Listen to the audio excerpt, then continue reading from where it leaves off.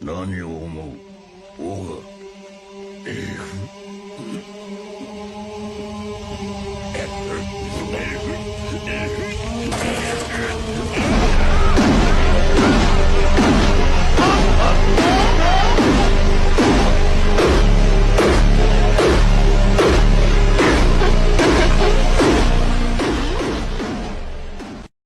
Before we dive in, make sure you smash that like button for the algorithm, subscribe and hit that bell. Push these brutal Soviet training secrets to more people. Let's get into it. Exercise number 1, bench drop chest press, the Soviet shock press. In Soviet strength science, the goal was to turn strength into power. The bench drop chest press takes that philosophy to the upper body, training explosive force through rapid eccentric loading and immediate concentric drive. Every rep is a battle between stability and speed, a shock for the nervous system forged through intent. Execution: lay flat on the bench in the position of the top range of the bench press, holding a barbell with immediate or slightly heavy load. You can start with just the bar to get the form right and the explosive technique right, then keep progressing. It doesn't need to be too heavy though. Then you self drop quickly the bar and then catch it before it touches the chest or just when it touches the chest from a short distance, allowing it to descend rapidly. Catch the load under control just above the chest or just about touching the chest. Explosively press it upwards immediately. No pause. Repeat for 3 to 5 low reps with total focus and max intent. This is primarily targeting chest, traps, front delts, the reactive power, stabilizers, core, lats, and rotator cuff. For the Soviet training tip, speed under pressure creates strength under control, used in contrast with shock methods, pairing heavy lifts with explosive ones to develop reactive strength beyond normal limits. Why it's Soviet? Fast, forceful, functional, embodies Soviet belief that true power is born from precision under intensity. Exercise number 2, depth jumps. Soviet shock method. The philosophy, depth jumps were literally invented and perfected by Soviet sports scientists led by Yuri Verkhoshansky. Every landing was a shock, training the nervous system to react, absorb, and explode faster than before. Pure Soviet engineering of power. Execution: stand tall on a sturdy platform, knee height, or slightly above. Because it's been recorded and studied that when you go slightly higher, you can generate and jump higher off the ground when you're absorbing the force. Step off, don't jump. Land softly with bent knees on the balls of your feet. In the instant your feet touch the ground, explode up into a vertical jump. The tip I will give you is to make sure your toes curl upwards towards the shin for max velocity. Land again under control. Minimal ground contact. React, don't pause. Prime targets: quads, glutes, hamstrings, calves, CNS. Rate of force development. Soviet training tip: shock the muscles, awaken the power, programmed after a strong strength-based neutral training, not just conditioning.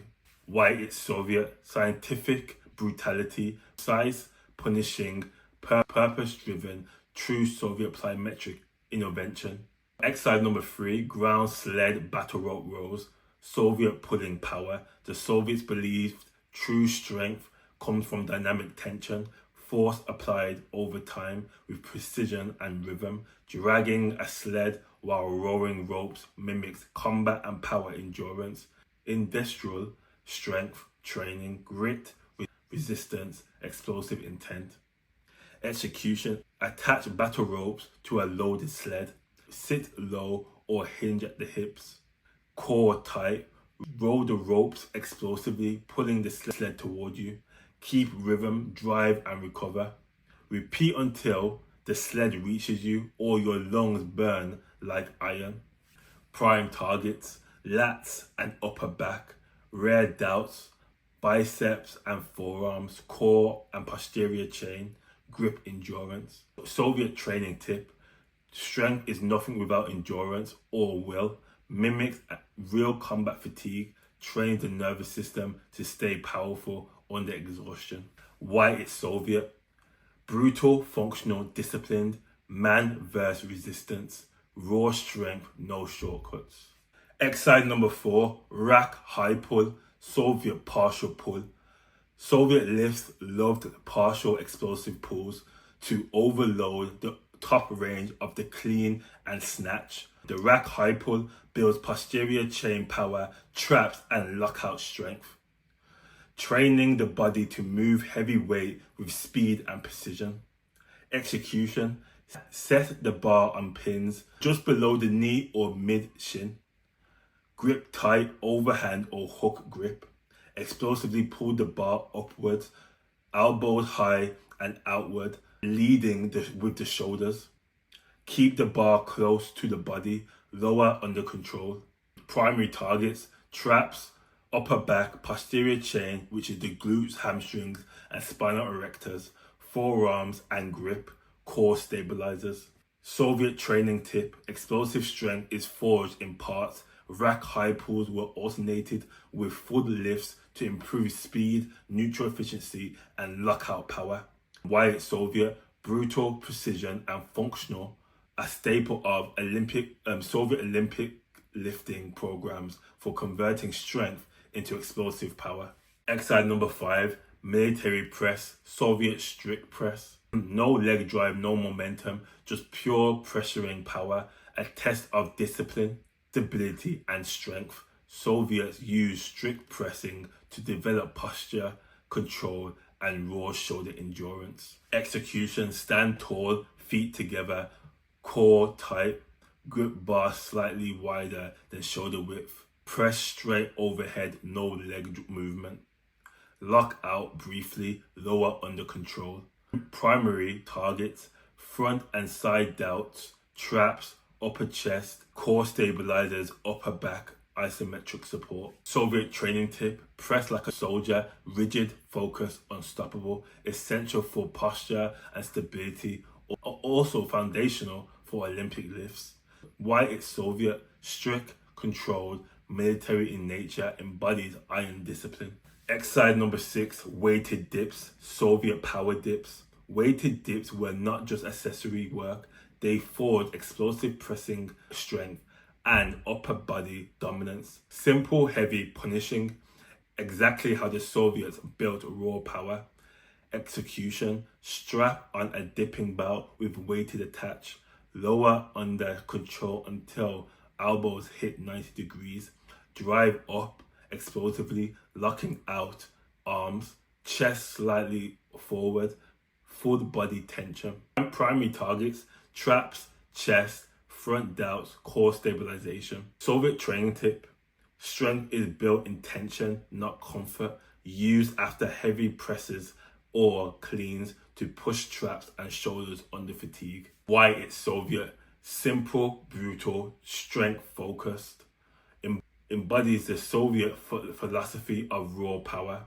Exercise number 7, landmine single arm press, Soviet power angle press. Soviet training emphasized power through angles. The landmine press develops stability, control, and rotational force. One arm, one side, one focus, demanding coordination like a soldier under recoil.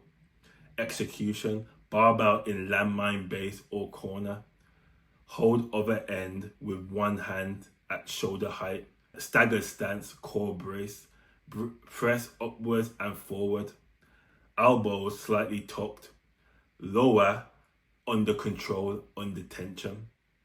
Make sure you pivot your back foot, clearing the hip to mimic a punch and the biomechanics of a punch. Primary targets, front and side delts, traps, upper chest, core anti-rotation, scapular stabilizers. Soviet training tip: strength is nothing without control. Single arm asymmetric pressing corrects imbalances and hardens the core. Why it's Soviet: controlled chaos turned into discipline, functional precision, and power focus. The conclusion: these 7 exercises, from the explosive bench drop chest press to the controlled landmine press, embody the Soviet ideals of strength, scientific, disciplined, brutal, and functional. Master them and you train like the Soviets trained, with intent, precision, and unstoppable power. If that leveled up your training, make sure you hit the like button for the algorithm, hit subscribe, and turn on that notification bell. And join me next time for Chakran X exercises. Chakran X out.